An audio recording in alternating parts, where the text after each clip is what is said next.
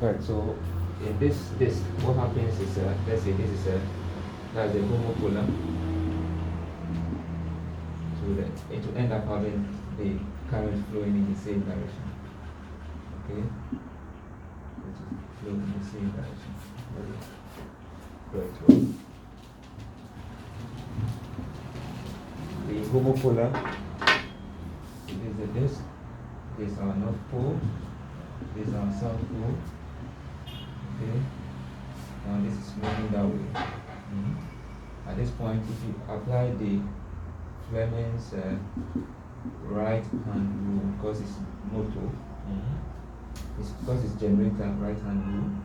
Okay, at this point, this is the term. Okay, right, the term, the field.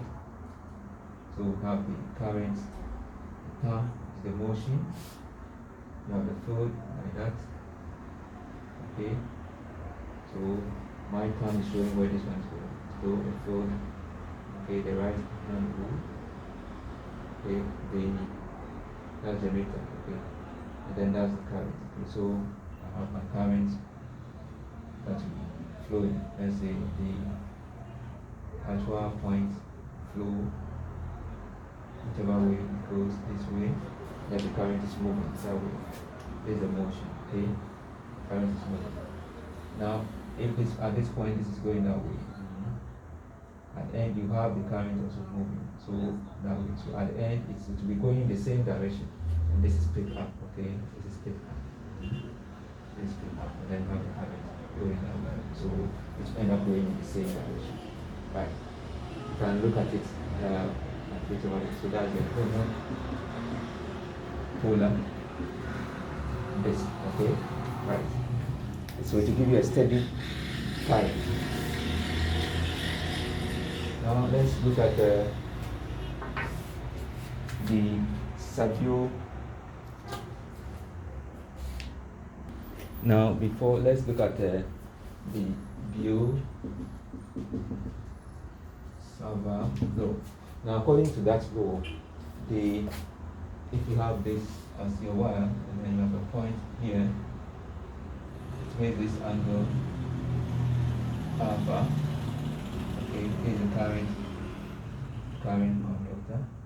Okay, so it has a field effect here. It has a field effect here. Change in B. Okay, now the relationship change in B is proportional to the current that is flowing through this, the length of that, and then the sine of the angle. And of course, inversely proportional to the distance, which is R, between the 2 points. Okay, now if you apply that for, let's say this is the curve. So from this equation, if you let this be proportional to that, okay, you realize that this sine here at every point is 90 degrees. Okay, sine becoming 90 is 1, so it becomes 1. Okay, so and this you're going to sum it along the circumference. If you sum it along the circumference, okay, so that will be from your change in L is going to your circumference, which is what 2 pi r. Okay, right. So that will come into the equation for L. Okay, and that is going to cancel. 1 r is going to cancel that one here.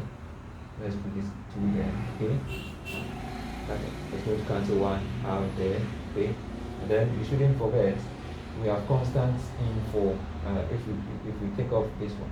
So as you sum what you're trying to do is you find an equation relating this with B, and then you sum from where from 0 to 2 pi r. You do that, you put that in the equation in place of L here. Okay, so you get your L as a variable. You sum it, you integrate with respect to your L here, and then that is going to give you the equation, right? So of course you are multiplying by the end here, right? Just remember that the constant here, the constant for this equation, okay, becomes mu over 4 pi. Mu over 4 pi. Okay, so that is why we have 4 pi in the equation. So b over 4 pi. So if you do the substitution proper, you're going to get b. If you integrate this, you're going to get b is equal to mu over 4 pi. Then this would come out to be your L. Okay, I sine alpha 1, these two. Right, so from that onwards, I think the next thing that we can do, this is what I mean. From here, you can get this. Change in B is equal to what? Your mu over 4 pi times your I, change in L, sine alpha over R squared. Okay? So once you have this one, now you have this and that. Okay, so you can integrate this part and integrate that for depending on the equation. So for here, the L becomes what? 2 pi R. If we have number of terms times n. Okay, so you integrate for that one, and then this will give you, come back to this equation. When this is the coil and then the distance away. Okay, now this distance away here, okay, has an angle it's making with this. Okay, has an angle. Now if we want to find the field, each of these parts contribute to this field, okay, E. Okay, then what will happen is, if you do that, so this, let's say the force has a certain angle, which is beta. If you do the calculation of this, and that will be the same. Okay, so it's normal, the normal part to this angle, to this part of the curve. Okay, if you get it, you find it, resolve it, you get the normal part. Okay, now you do the same thing. That is for this half. So you do the same thing, you get this half, and then part of it will be here. So part will be here, part of that. Now, if you do that for this half of the equation, you get half. But you do that for this half. So this and that will cancel. Then you will let to this one alone. So see that it will come out to be your what? Sine beta. This sine beta, okay, times the total length, okay, total length of this one, which is your 2 pi r. And then if you put that in, put in the constant in here, you do the summation. Because A becomes the radius. You do the summation, the radius for this, that's the distance to the point here. And then this as your R, okay, distance to the midpoint, okay, or the distance to your R here, okay, and then that will give you the answer. But let's look at this one. Okay, so this is your R, okay, this is your A, right? So by that substitution, you do it, you arrive at this equation. But this one, remember, we are summing for B in this case, okay? It will only be sine B, but this is the right equation. Sine B is calculated to give you that equation, right?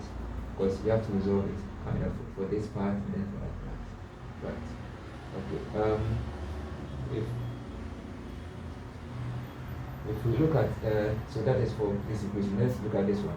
When it comes to this one too, so the various you need to have the components. Okay. So here we are making use of the angle rather. So that if the angle, as the angle opens up from the limits, let's say between pi, the limits up to 180. Okay. Okay. That is pi. Okay. From 0 to pi. That will give us B here, because we are looking at the point, they all contribute to this point.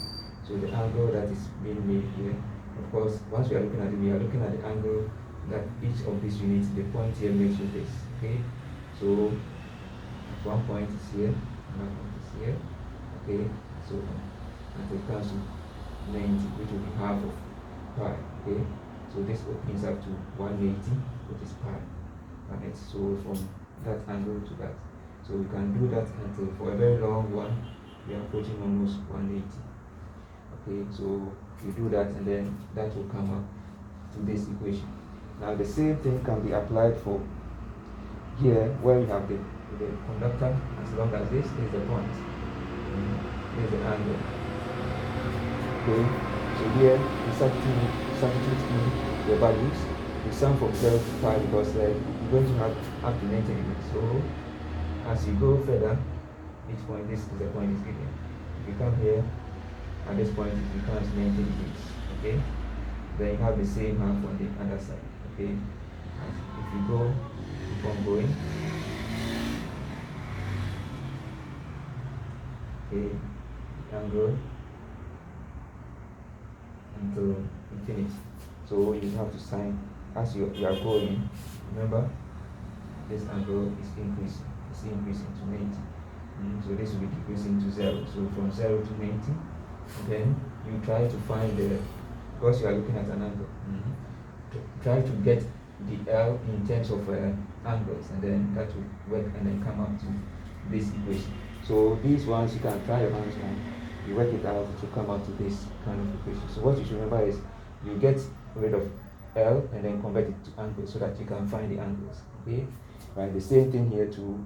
You get rid of L, get it in place of beta, or the angles that will be expanding, and then use it to work for the limits. Okay, here you get rid of the radius, the length, right, becomes the radius. Okay, that's what you used to do. You substitute in, and then you are getting your angles, right? Here you make use of your L's, okay, not the angles, right?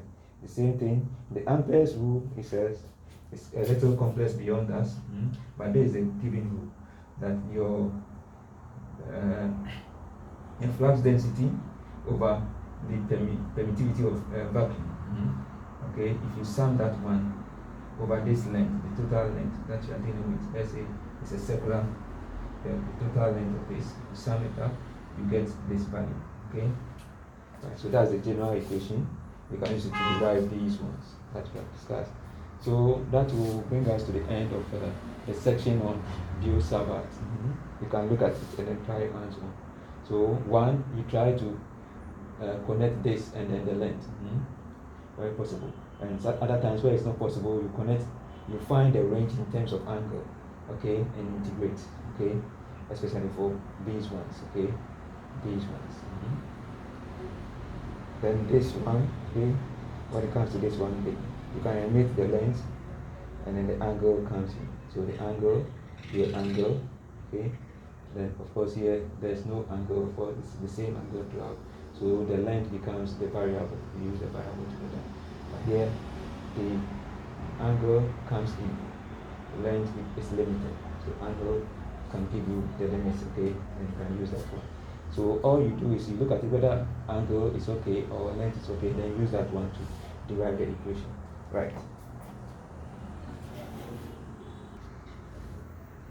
Now let's look at the AC current. AC current.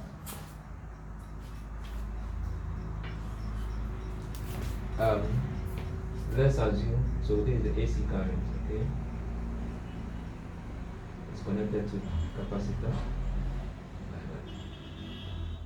Now what happens is, first of all, the current goes that way, and then in the other half comes that way.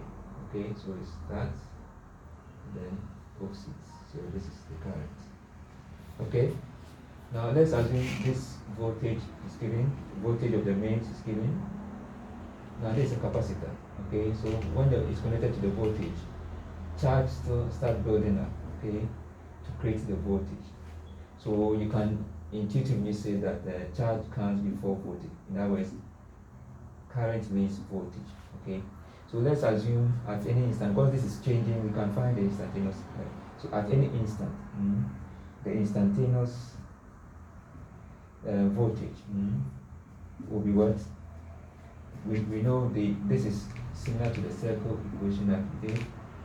Okay, where we have y and then this is time. Okay, so at this angle, the current is here, is going. Okay, so it's changed along this. Okay, so at every point we have a certain change. We can link this one with voltage. We can link voltage against time, and then in that case we're going to have this sine. What that is, the connection will be sine theta is equal to what? Opposite, which is y over hypotenuse. Hypotenuse becomes b. Okay, so that it is b sine theta, okay, is equal to y. Now if y is the voltage, okay, because we are dealing with voltage, this should be voltage, okay, this y is the instantaneous. This is the instantaneous voltage over that's the instantaneous opposite over hypotenuse, and then this is the radius, which is v. But at the point where this gets to the maximum, v becomes the v max, so we can say v max. So that from here we can say that v instantaneous is equal to v max sine theta. V instantaneous is equal to v max sine theta. But we know theta, for one complete revolution, theta is equal to what? 2 pi. That's one complete revolution. Theta is equal to 2 pi. Okay? Or in other words, too, we can say that we know time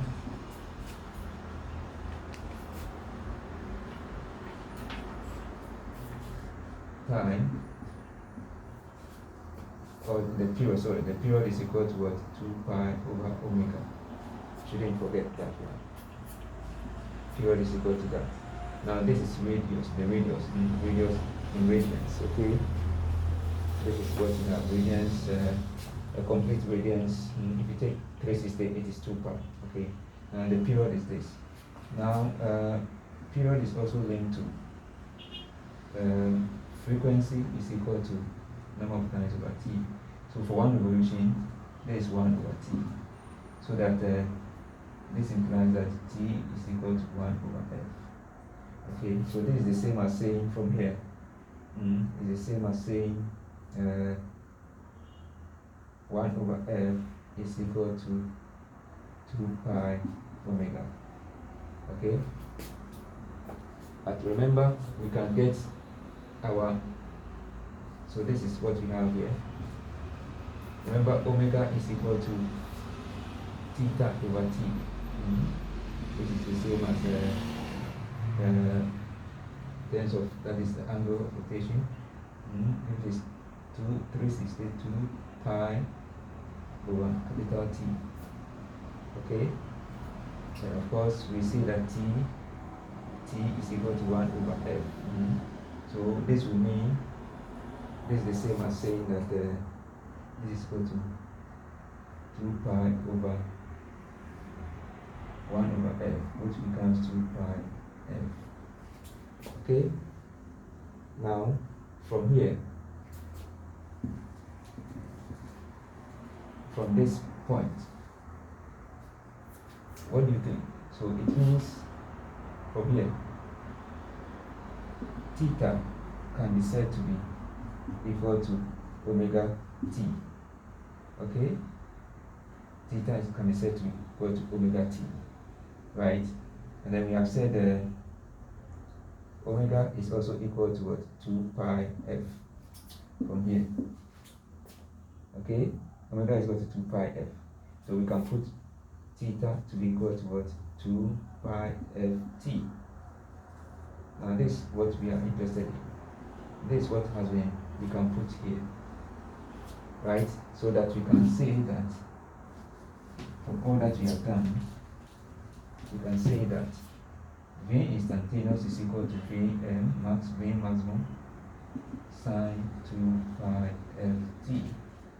This is the instantaneous V. Now first of all, get these values in AC well. This RMS means the root mean square, and it is equal to the square root of the current. So the current squared over your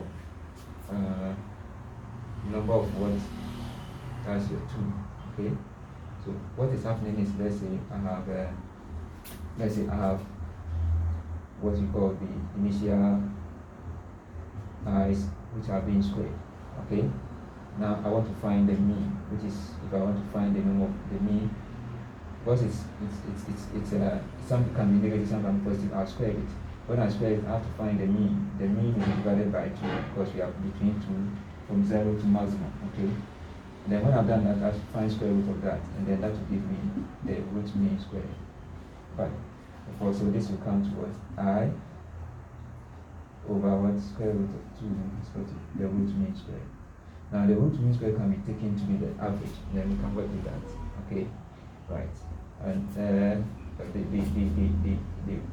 point is we can also have the maximum I.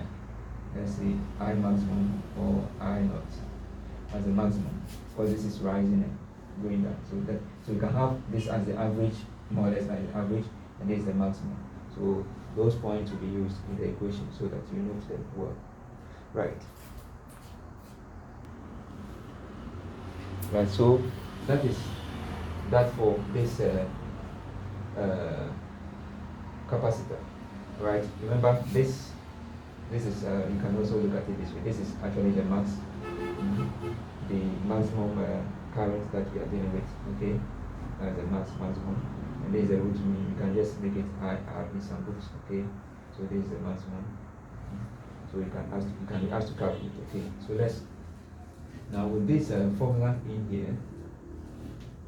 This is the one that we are interested in. If we have this, we also know that Q, that's the charge that is going to be built up on this, is related to capacitance. Okay, Q, we know from the definition, capacitance is equal to what? Your Q over V, which is the same as what Q is equal to CV. Right, now this is what we have, our instantaneous charge, the capacitance is constant, and then instantaneous what? Instantaneous charge, instantaneous what? Voltage. Okay, right, so this charge can be expressed in terms of current is equal to the Q, the R, and the T.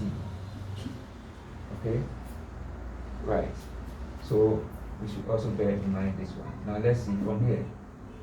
You can say that Q is equal to C, which is a constant. I'm going to put this one there. Vm sine 2 pi ft.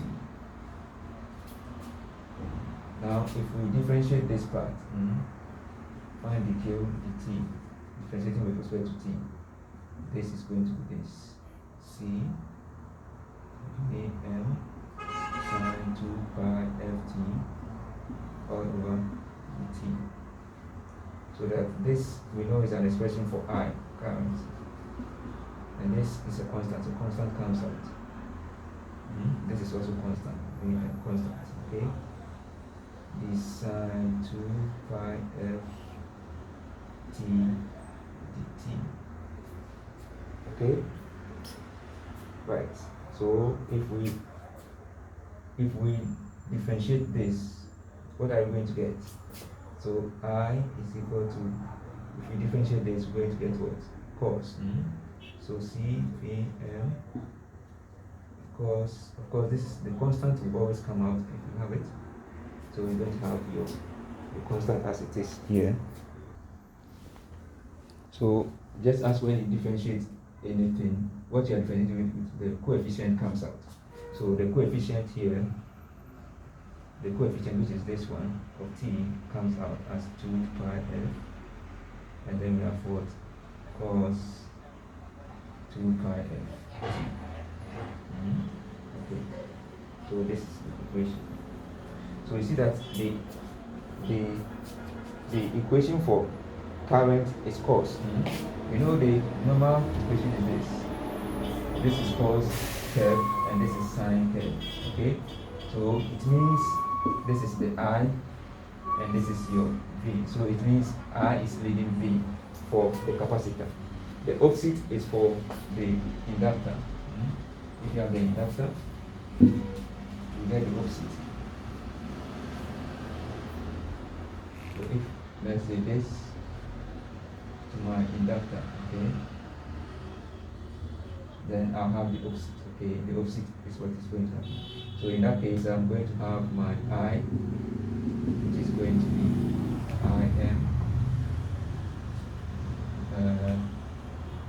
sine 2 pi ft. Okay, this is my instantaneous I, okay? Right, so if you work it out, just like we did for the I value, okay, you will come out to know that voltage leads what? Current, in the case of the inductor. Sorry, in the case of the inductor. So that is one thing. Now, having done that, if we know the principle, we can now look at the equations that are derived. So straight away, I'll go to where we have the three components in.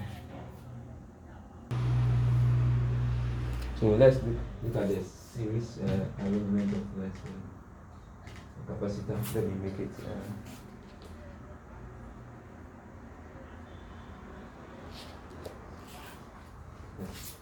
Then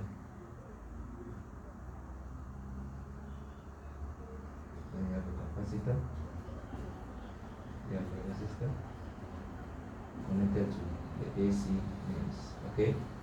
Something like that. Now, if we have this, how do we work things out? So here we will know that the voltage here will be different, voltage here will be different, voltage here will be different, but they will have the same current through them. Okay, so let's see what will be the effective voltage. The effective voltage must be equal to this one. Okay, the mains. Okay, so what will be the effective voltage? How do we get it? And these, remember, these have become vectors, more or less vectors. So we have to look at them well. So in the case of, let's start with the case of the capacitor. In the case of capacitor, let's assume this is the resistor. Okay, this is the resistor part. Okay.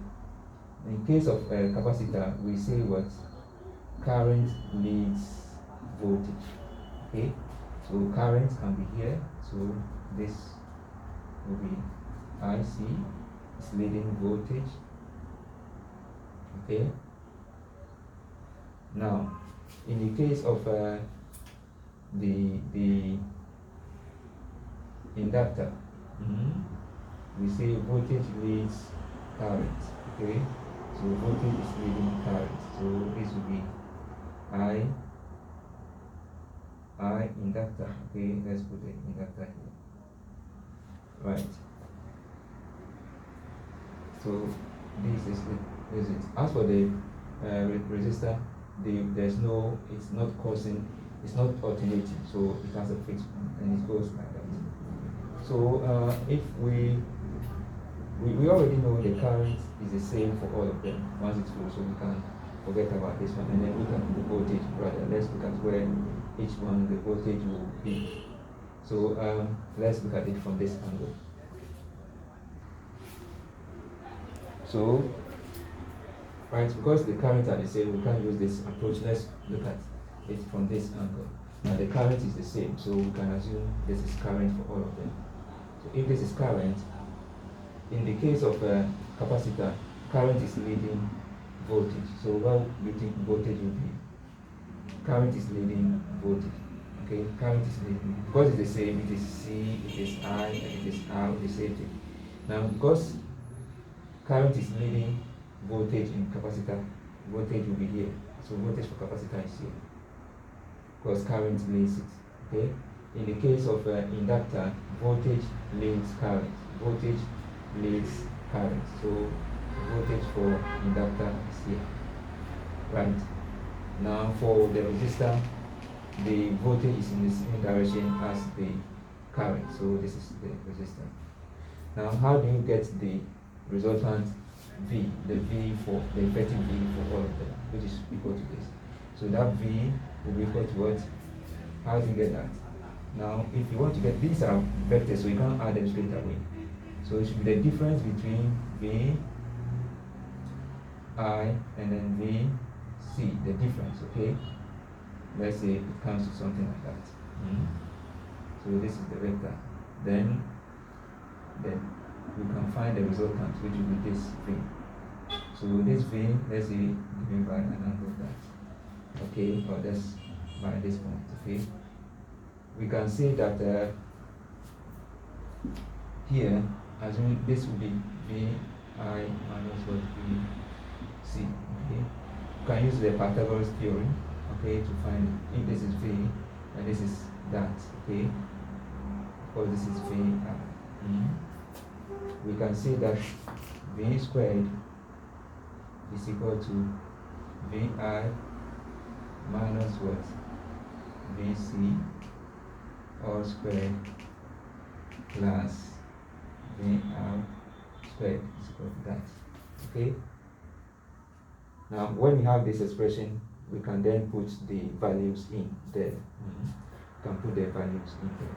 Okay, so this one, the general V, okay, would have been that the same current will be through it.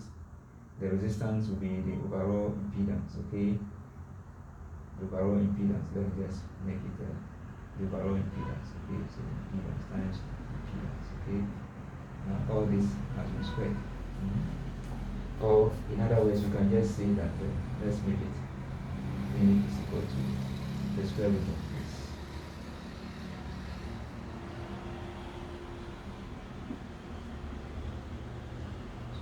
Okay, so at this point, this is the equation I want us to look at. Okay, now from this we can substitute for the values that V is equal to IR.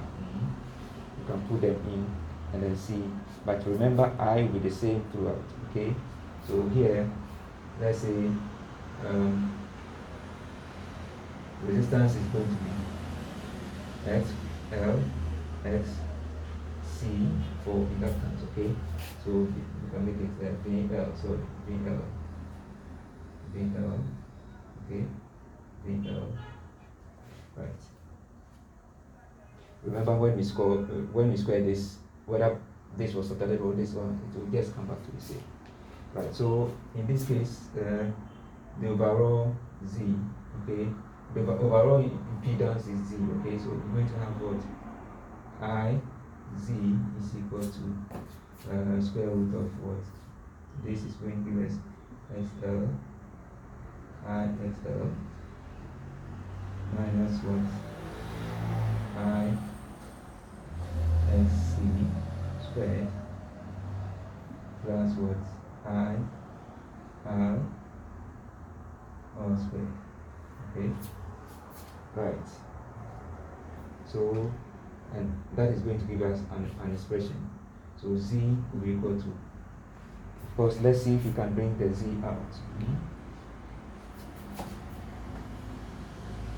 Oh, that is the equation for now. See if we can let this one come out. So from here, let's see what we're going to get. Let me just look at you. So from here, we're going to have RV. This we said is going to be so let's say V squared, assuming we are from here, the same thing. This is going to give us what? I XL minus I XC squared plus I squared